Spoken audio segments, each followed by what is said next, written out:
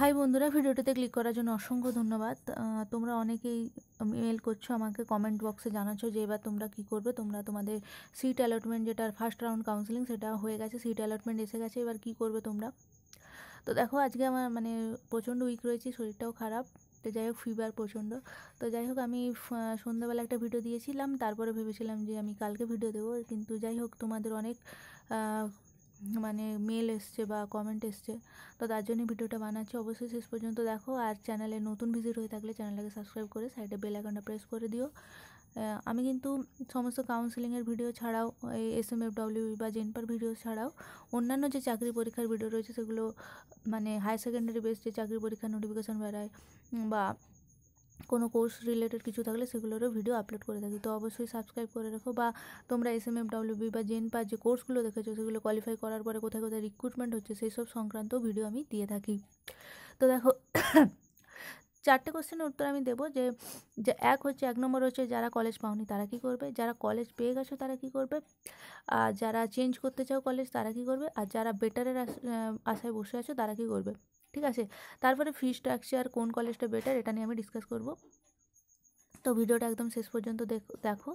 তো দেখো, আমি বলবো যারা কলেজ পাওনি তারা কী করবে। তাদেরকে এখন কিছু করারই নেই। সেকেন্ড যে কাউন্সেলিং, সেখানে তোমরা অটোমেটিক্যালি আপডেট হয়ে যাবে। এবং সেকেন্ড কাউন্সেলিংয়ে কলেজগুলো রিঅ্যারেঞ্জ করা যাবে নাকি সেটা নিয়ে ওরা কোনো তথ্য দেয়নি। যদি জানায় আমি তাহলে তোমাদের জানিয়ে দেবো।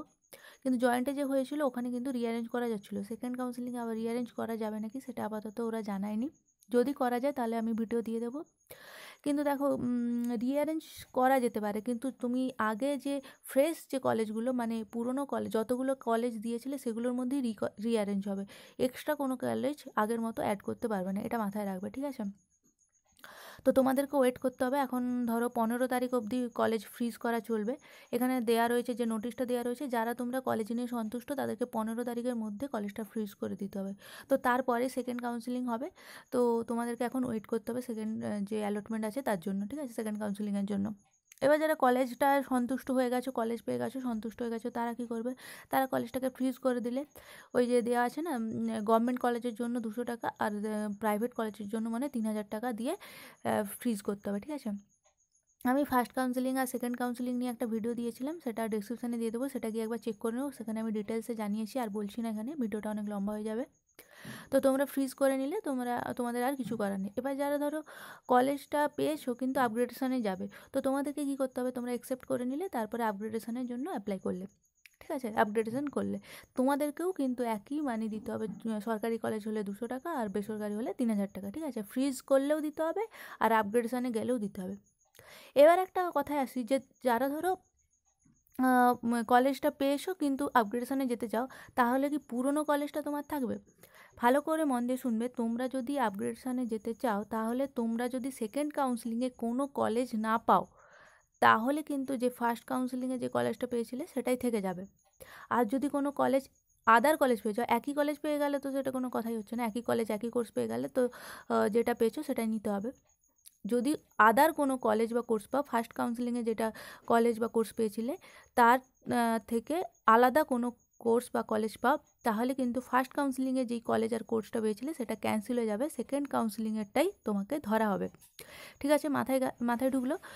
ফার্স্ট কাউন্সেলিংয়ের কলেজ বা কোর্স আর কিছু থাকবে না যদি সেকেন্ড কাউন্সেলিংয়ে তুমি কোনো কলেজ আর কোর্স পেয়ে যাও। ঠিক আছে, এবারে দেখো, তোমরা ভাবছো যে আমি কি বেটার পাবো, ধরো প্রাইভেট পেয়েছো, তোমরা কেউ হয়তো প্রাইভেট পেয়েছো, তোমরা ভাবছো কি আমি কি গভর্নমেন্ট পেতে পারি, তাহলে আমি সেকেন্ড কাউন্সেলিংয়ে যাই। তাদেরকে বলবো, তোমরা যে সিট অ্যালটমেন্ট করেছিলে না, তার একটা প্রিন্ট নিয়ে রেখেছিলে, তো সেইখানে গিয়ে দেখো তোমরা কত নম্বর কলেজটা পেয়েছো এবং কোন কলেজটা পেয়েছো। ঠিক আছে, অনেক থাকে না 1 2 3 4 করে, অনেকে বলছে আমি 11 নম্বর কলেজটা পেয়েছি। তার উপরে কলেজগুলো যদি পেতে চাও, তাহলে দেখো তার উপরে তুমি ভালো ভালো কলেজ কি দিয়েছিলে, সরকারি কলেজ কি দিয়েছিলে না বেসরকারি কলেজই দিয়েছিলে। তো বেসরকারি কলেজ যদি দিয়ে থাকো, একই রকম ফিজ হবে, একই রকম ব্যাপার হবে, তাহলে আপগ্রেডেশন করে লাভ নেই। বা বেটার কলেজ যদি না থাকে তাহলে আর আপগ্রেডেশন করে লাভ নেই।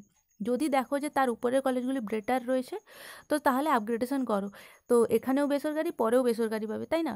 আর সরকারি কলেজের ক্ষেত্রে বলবো যে তোমরা যদি সরকারি পেয়ে থাকো, তাহলে তোমাদেরকে বলবো ভালো কলেজ পেয়ে থাকো, তাহলে আর আপগ্রেডেশন করানোর দরকার নেই। কেন কি, বুঝতেই তো পারছো এখানে কিন্তু অনেক রকম ব্যাপার স্যাপার চলছে। প্রাইভেট কলেজগুলোতে অ্যাডমিশন নিয়ে অনেক হয়তো অনেক সিট অলরেডি ফিল আপ হয়ে আছে।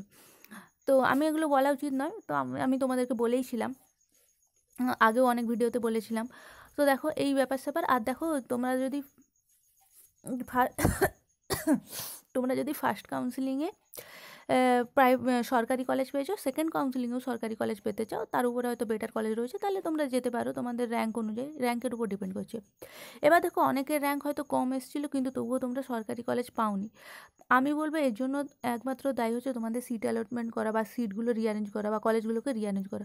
অনেকে হয়তো তোমার থেকে দূরে র্যাঙ্ক করেছে, তারা হয়তো ভালো কলেজ বা ভালো ট্রেড পেয়ে গেছো, ভালো কোর্স পেয়ে গেছো, তুমি হয়তো পাওনি। তার জন্য পুরোপুরি তোমার তুমি যেভাবে কাউন্সেলিং করেছিলে পুরোটা সাইবার ক্যাফের উপর ডিপেন্ড করে করেছিলে। অনেকেই রয়েছে পুরো সাইবার ক্যাফে যেমন করে দিয়ে দিয়েছে ওরাও তেমনভাবে করেছে। তো এইভাবে হয়তো অনেকে করেছিল, এই জন্য হয়তো আসেনি কিছু, ঠিক আছে। এই গেল ব্যাপার-স্যাপার। আর গেল যে সেকেন্ড কাউন্সেলিংয়ে তোমরা হয়তো 16-17 তারিখের দিকে স্টার্ট হতে পারে, কারণ 15 তারিখ পর্যন্ত তোমাদেরকে ফ্রিজ করা, আপগ্রেডেশন এগুলো কমপ্লিট করে ফেলতে হবে, ঠিক আছে।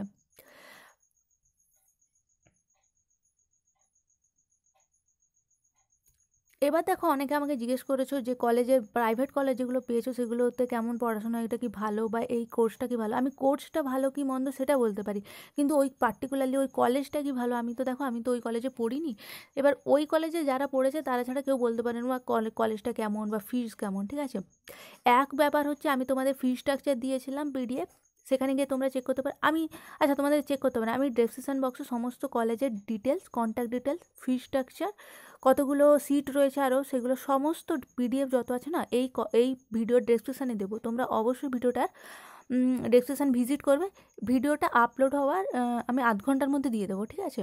তো ওইখান থেকে তোমরা ফি স্ট্রাকচারগুলো পেয়ে যাবে। সমস্ত কলেজে ফি স্ট্রাকচার হয়তো দেওয়া নেই, নার্সিং কলেজগুলো দেওয়া আছে, যে বিএমএলটি, ডিএমএলটি, বিএমএলটি, সিসিটি, এই কোর্সগুলোর আলাদা করে কোনো ফি স্ট্রাকচার দেওয়া নেই, নার্সিং কলেজে দেওয়া রয়েছে।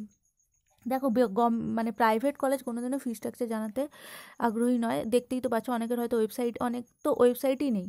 তো এখানে অনেক ব্যাপার-স্যাপার রয়েছে, এরা তো লিখিতভাবে একটা ফি স্ট্রাকচার দেয়, অলিখিতভাবে অনেক টাকাই নেওয়া হয়। তো ব্যাপার-স্যাপার এখানে ভ্যারি করে আর কি, সেই জন্য অনেকে ফি স্ট্রাকচার জানায় না। তো দেখো তোমাদের আজকে তো 10 তারিখ, 15 তারিখ অবধি ডেট রয়েছে, আর ট্রেনও চালু হয়ে যাচ্ছে। আমি তোমাদেরকে অ্যাডভাইস করবো তোমরা এই কদিনের মধ্যে খোঁজ খবর নিয়ে নাও। আমি তো কন্ট্যাক্ট ডিটেলস দিচ্ছি, তোমরা ওখানে ফোন করো বা ইমেল করো। যদি 1-2 দিনের মধ্যে রিপ্লাই না আসে, তোমরা পার্টিকুলারলি যেই প্রাইভেট কলেজগুলো পেয়েছো ওই প্রাইভেট কলেজগুলোতে ভিজিট করো, যে তোমরা জিজ্ঞেস করো আমি এই কোর্সটা পেয়েছি, যে আমার এখানে কত ফিজ লাগবে ভর্তি হতে। যদি দেখো অনেকটা অ্যামাউন্ট, আমি বলবো ভর্তি না হয়ে অন্য কলেজে যদি যাও, সেখানেও প্রাইভেট কলেজে দেখো ফিজ তো বেশি নেবেই। তো এটা হচ্ছে ব্যাপার-স্যাপার। কত কোর্স ফিস তোমরা ওখানে ফিজিক্যালি প্রেজেন্ট থেকে জিজ্ঞেস করে নিতে পারো, কারণ কি অনেকে আছে ফোন ধরতে চায় না, প্রাইভেট কলেজে ব্যাপার-স্যাপারই আলাদা, তোমরা জানো। এই হচ্ছে ব্যাপার। তো 16-17 তারিখ থেকে তোমাদের সেকেন্ড কাউন্সেলিং শুরু হচ্ছে। আর যারা গভর্নমেন্ট কলেজ পেয়েছো বা আবার আরেকটা ভালো গভর্নমেন্ট কলেজ পেতে চাও, তারা করতে পারো আপগ্রেডেশন, তবে রিস্ক নিয়ে। তোমরা ভালো একটা গভর্নমেন্ট কলেজ পেয়েছো, রিস্ক নিয়ে সেকেন্ড ভালো, আরও ভালো গভর্নমেন্ট কলেজে মানে কি ওই অতি লোভের তাঁতি নষ্ট বলে না, তারপরে হয়তো গভর্নমেন্ট কলেজ পেলে না, প্রাইভেট কলেজ পেয়ে গেলে, তখন হয়তো গভর্নমেন্ট কলেজটা তোমার ছেড়েই দিতে হলো। এইরকম যেন না হয়, ভেবে চিন্তে করবে, দেখবে ওপরের কলেজগুলো যেগুলো রেখেছিলে সেগুলো ভালো কলেজ রয়েছিল কি না, ঠিক আছে। এইটুকুই অ্যাডভাইস। তো আমার প্রচণ্ড শরীর খারাপ, যাই হোক আমি অনেক কষ্ট করে ভিডিওটা বানালাম, গলা প্রচণ্ড ব্যথা। তো তোমরা অবশ্যই ভিডিওটা একটু লাইক করো। আর যদি তোমাদের কোনো কোয়ারিজ থাকে তোমরা আমাকে মেল করতে পারো pialispeaks@gmail.com, ওখানে আমি ওখানে তোমাদেরকে রিপ্লাই দেওয়ার চেষ্টা করবো, আজকে বা কালকের মধ্যে রিপ্লাই দিয়ে দেবো, তোমাদের কোনো চিন্তা করার কারণে এখনও দেরি আছে। সেকেন্ড কাউন্সেলিং সংক্রান্ত সমস্ত ভিডিও আমি দেবো, কালকে আমি আরও একটা ভিডিও বানাবো যদি আমি ঠিক থাকি আর কি। তো তোমাদের চিন্তা করার কারণে আমি আসি। আর কোনো কোয়ারিজ থাকলে আমাকে মেল করতে পারো বা কমেন্ট বক্সে, আমি অনেক কমেন্ট আসে তো অনেক ভিডিও, তো অনেক কমেন্ট আসে, আমি রিপ্লাই দিতে পারি না অত তাড়াতাড়ি, ঠিক আছে। তোমরা যে কোনো কোয়ারিজ থাকলে মেল করতে পারো। তো দেখা হচ্ছে পরের ভিডিওতে, ভালো থেকো, থ্যাংক ইউ, বাই।